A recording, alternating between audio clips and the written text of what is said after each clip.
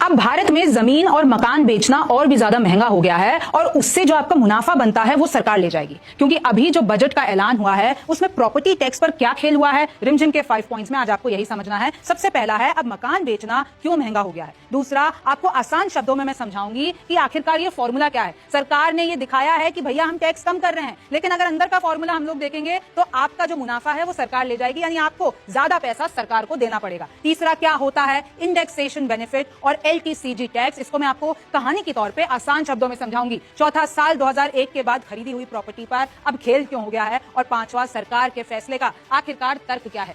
नमस्ते, मेरा नाम रिमझिम जेठानी है और आप रिमझिम के 5 पॉइंट्स देख रहे हैं। सबसे पहले मैं आपको यही बताती हूँ कि अब मकान या फिर जमीन बेचना क्यों हो गया है महंगा। देखिए, हर कोई मकान बेचता है, जमीन बेचता है। अब इस पे क्या हुआ, जैसे ही बजट का ऐलान होता है, निर्मला सीतारमण कहती हैं कि हमने ये जो एलटीसीजी टैक्स है उसको कम कर दिया है। ये ऐतिहासिक है और काफी वर्षों में ये पहली बार ऐसा है कि हमने इतना ज्यादा ये टैक्स कम कर दिया है। यानी लॉन्ग टर्म कैपिटल गेन्स पहले 20% देना पड़ता था सरकार को, लेकिन अब आपको सिर्फ 12.5% यानी 12.5% देना पड़ेगा। लेकिन इसके पीछे भी खेल है, मैं आपको बता दूं। मकान, जमीन, प्रॉपर्टी बेचने पर सरकार को कम टैक्स देना होगा, सरकार ने ये ऐलान कर दिया। लेकिन इस बदलाव से आपको लाखों का नुकसान संभव है। मैं आपको फिर ये पूरे बोल्ड लेटर्स में बता रही हूं कि आपको नुकसान हो सकता है लाखों का। अब मैं आपको बताती हूं आसान शब्दों में कि आखिरकार ये फॉर्मूला क्या है। तो देखिए, बजट 2024 के ऐलान से पहले क्या था। सपोज कीजिए, एक एग्जांपल लेते हैं। साल 2000 में 20 लाख में आपने मकान खरीदा, ठीक है। साल 2009 में अब उसकी कीमत हो गई 35 लाख और आपने उसको 35 लाख में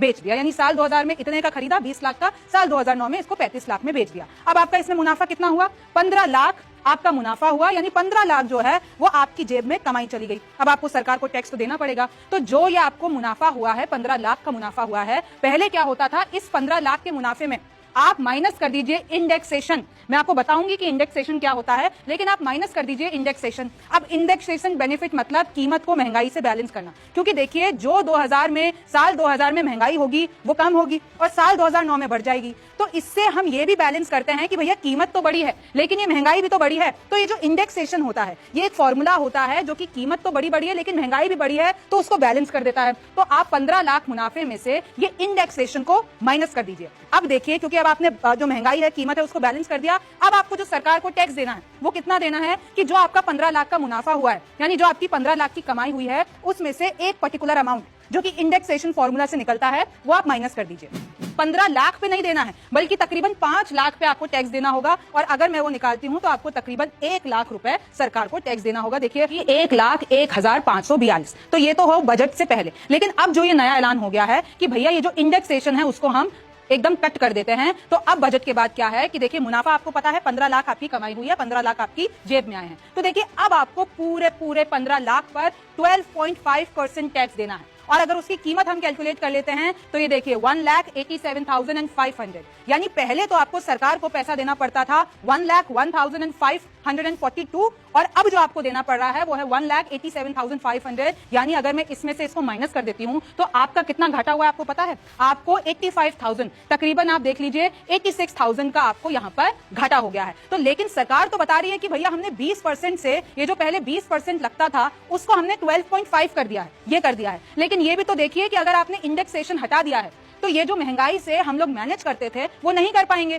तो इवेंचुअली सरकार को पैसा ज्यादा जा रहा है। एक और एग्जांपल से समझा देती हूं अगर आपको नहीं समझ में आया हो। तो जैसे देखिए, ये मैं एक फाइनेंशियल टाइम्स की रिपोर्ट बता रही हूं। जैसे अगर प्रॉपर्टी की प्राइस 50 लाख है, उसमें से अगर हम इंडेक्स्ड वैल्यू, ये है 64 लाख समथिंग, और आपने बेची है 70 लाख की, तो इस केस में जो बजट से पहले होता था, जब इंडेक्सेशन लगता था, इस ऐलान से पहले आपको सरकार को कितना देना है, तकरीबन 1 लाख रुपए, यानी 20% टैक्स देना है। लेकिन जैसे ये ऐलान हो गया है, इंडेक्सेशन अब हट गया है, तो आपको पूरा जो आपका मुनाफा है ना 20 लाख का, उस पर टैक्स देना है, यानी आपको 2.5 लाख रुपए देना है।